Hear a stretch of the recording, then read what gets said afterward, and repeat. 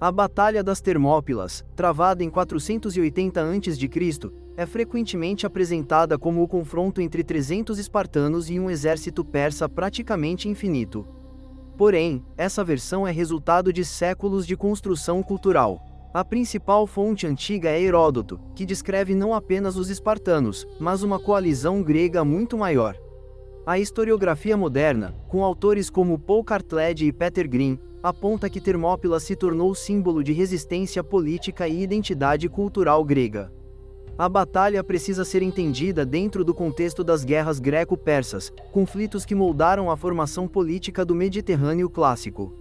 Termópilas não foi apenas combate militar, foi momento psicológico decisivo para a ideia de Grécia como identidade coletiva, algo que antes era extremamente fragmentado entre cidades rivais. O Império Aquemênida de Xerxes I era uma estrutura política complexa e altamente organizada. Segundo Pierre Bryant, os persas mantinham sistemas administrativos eficientes e tolerância cultural dentro dos territórios dominados.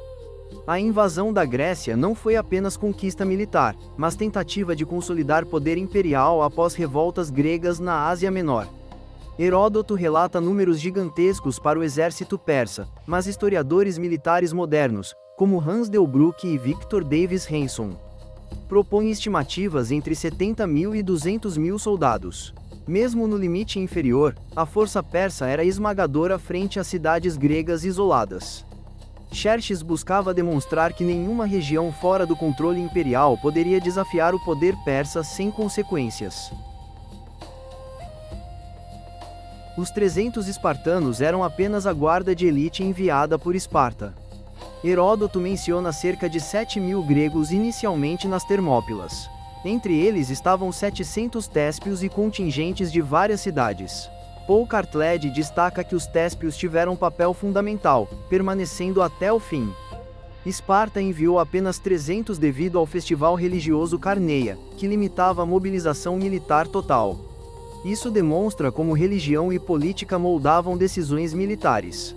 O mito dos 300 surge muito depois, reforçado por literatura moderna e cinema.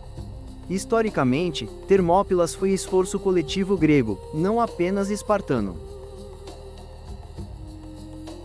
Termópilas era um gargalo natural entre montanhas e mar. Estudos geológicos indicam que na antiguidade o espaço era ainda mais estreito. Victor Davis Hanson explica que a falange hoplita era ideal para esse ambiente. Escudos protegiam o soldado ao lado, criando defesa coletiva móvel. Isso anulava a vantagem numérica persa. A escolha do local mostra planejamento estratégico sofisticado. Não foi improviso, foi tentativa deliberada de transformar guerra aberta em combate controlado. Esparta possuía sociedade totalmente militarizada. A Agogê treinava soldados desde a infância. Xenofonte e Plutarco descrevem cultura baseada em disciplina coletiva.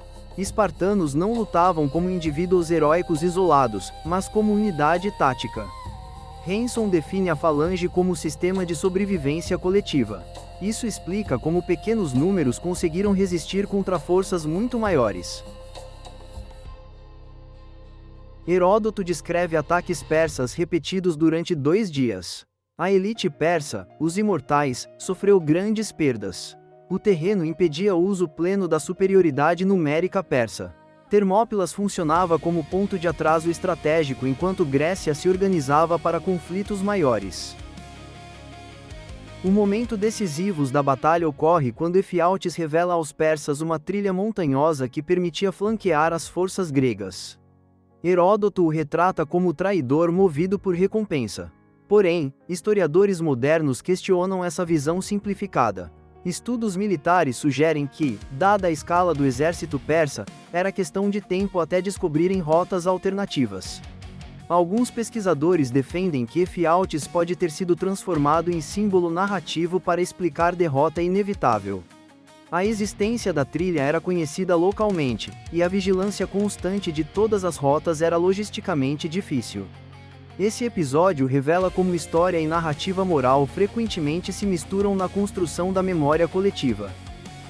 Quando Leônidas soube do cerco iminente, dispensou grande parte das tropas gregas. permaneceram os espartanos, os téspios e parte dos tebanos. Peter Green argumenta que essa decisão tinha função estratégica e simbólica. Militarmente, a batalha já estava perdida. Politicamente, o sacrifício criaria narrativa poderosa de resistência. O conceito de morrer obedecendo às leis de Esparta era central para a identidade espartana. Essa decisão ajudou a construir o mito que sobreviveria por milênios.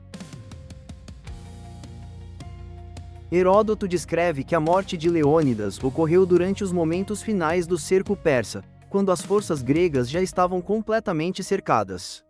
Segundo o relato, houve combate intenso pelo controle do corpo do rei espartano, algo comum na guerra antiga, pois o corpo de um comandante possuía enorme valor simbólico. Estudos modernos sugerem que a preservação ou recuperação do corpo de líderes era essencial para a moral e propaganda política. Anos depois, os restos de Leônidas foram oficialmente retornados a Esparta e enterrados com honras, reforçando sua imagem como mártir nacional.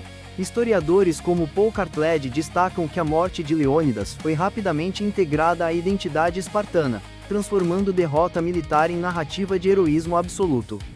Esse processo mostra como eventos históricos são reinterpretados para fortalecer ideologias políticas e identidade cultural coletiva.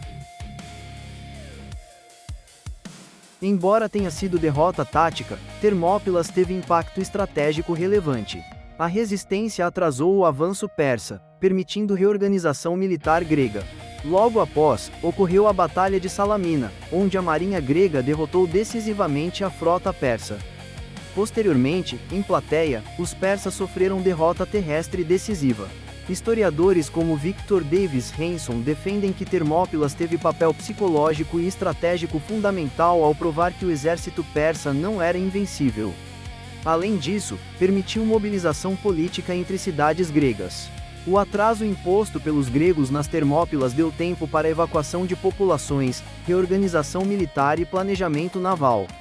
Nesse sentido, Termópilas pode ser vista como derrota tática com valor estratégico indireto, algo comum na história militar.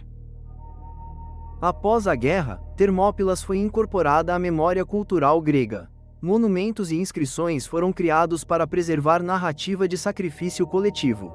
A inscrição atribuída ao poeta Simônides resume o espírito espartano, morrer obedecendo às leis da polis. Historiadores modernos analisam Termópilas como construção narrativa política.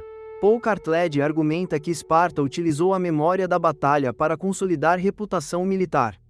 Já estudiosos da memória histórica destacam que sociedades frequentemente transformam derrotas em símbolos de resistência.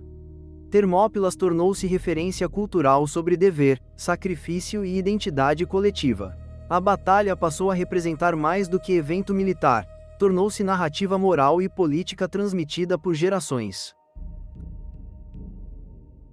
Hoje, Termópilas é estudada não apenas como evento histórico, mas como caso clássico de guerra assimétrica e uso estratégico do terreno. Academias militares analisam a batalha como exemplo de como forças menores podem compensar desvantagem numérica com disciplina e posicionamento. Além do aspecto militar, Termópilas tornou-se símbolo universal de resistência contra forças superiores. Na cultura moderna, a batalha influencia literatura, cinema e filosofia política.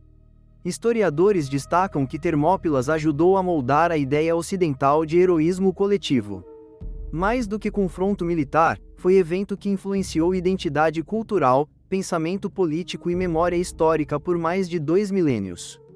Termópilas permanece como estudo sobre estratégia, propaganda, sacrifício e construção de narrativa histórica.